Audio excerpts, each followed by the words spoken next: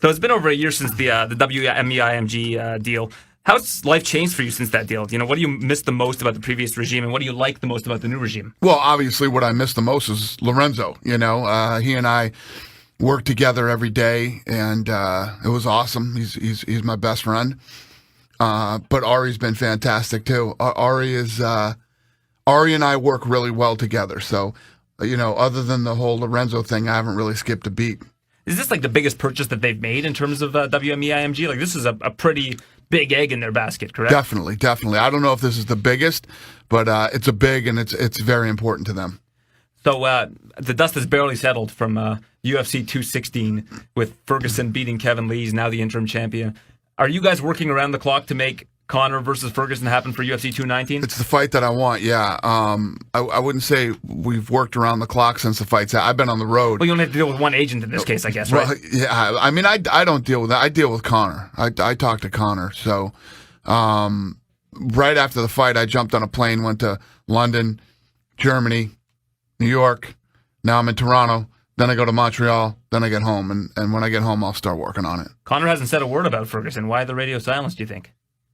Conor really hasn't said a word about anybody. Conor's been doing his thing. After the fight, he went to Ibiza and hung out, and he hasn't said a peep to me about anybody or anything. So GSP's back, obviously. He has said he's going to retire if he loses. Bisping said he might retire if he wins.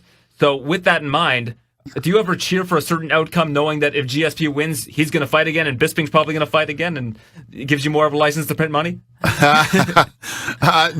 I'm happy that GSP's back. You know, he's one of the greatest 170-pounders ever, and he's a good guy. So it's good to have him back. Well, I know for me, with Kevin Lee and Ferguson, I was really hoping Lee would win because I would have loved to see a Lee and Conor build-up, because Lee on the mic he's a star. It's true. No, that would have been some good stuff between those two. He's pretty hardcore. So now you look at Conor and some of the other stars. I mean, we mentioned George. If you had to bet money on one person in the UFC right now, having that it factor that's really going to be a transcendent star in the sport, who would it be? I like Francis Ngannou. I think Francis Ngannou can be the next big thing, literally and figuratively. Despite the language barrier? Oh, yeah. Listen, when you're a badass, language has nothing to do with it, man. It's all about how you look at Anderson Silva. And George, I guess, too. Yeah, George St. Pierre. I mean, the list goes on and on. It's about your performances, not. Listen, we think about the talking because Conor's so good. Conor's a great fighter, and you know, every time he opens his mouth, it's hilarious. But you know, you find those guys every once in a blue moon. You want to hear a crazy Ngannou story? Yeah. So I saw George talking to Ngannou backstage last week, and the first time I interviewed Francis, I said, George has just announced he's coming back. You know, what do you think of him? And he goes, never seen him fight. Because he had just started learning MMA like 2-3 years prior. Right. And George, at that point, had already taken his hiatus. Isn't that wild when you think about how much Ngannou has absorbed in these last couple of years? It is crazy, and it also just shows how fast somebody can come up. You never saw a GSP fight. Yeah, I mean, Ngannou is just... And they're both French. They're both French. Yeah, they were talking in French backstage. It was cool to see. So then you look at free agency, and you know, people had often said that there was no free agency in MMA, but obviously there has been. I mean, if you look at Ben Henderson, he just lost over the weekend or a couple weeks ago. Lorenz Larkin. Is there anybody who has left the UFC that you really regret not being able to bring back? No. Normally, when guys go, it's time for them to go. You know, it's time for them to move on to that next chapter of their career. No, I off the top of my head right here, right now, nobody that I can think of.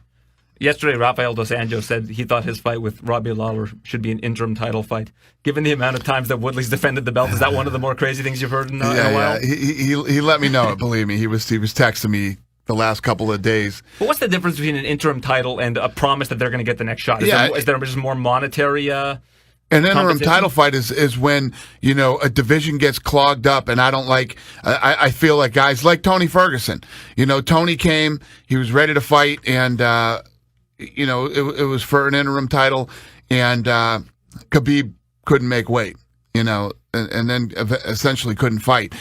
So you know, situations like that. And finally, Jon Jones.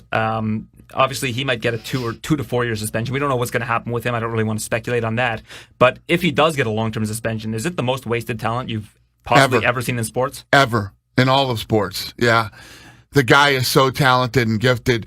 God knows what he'd be doing right now if he had never gotten in trouble. You know, he could possibly be the heavyweight champion and have the defense record that couldn't be broken. And, you know, the list goes on of what could have been with Jon Jones. Do you hope that it's a short suspension? Like, do you, in your mind, from a business perspective, hope it's a short suspension? Or you just don't, you let them take care of it? Whatever happens, happens. Believe me, I'm not mentally or emotionally invested in that anymore.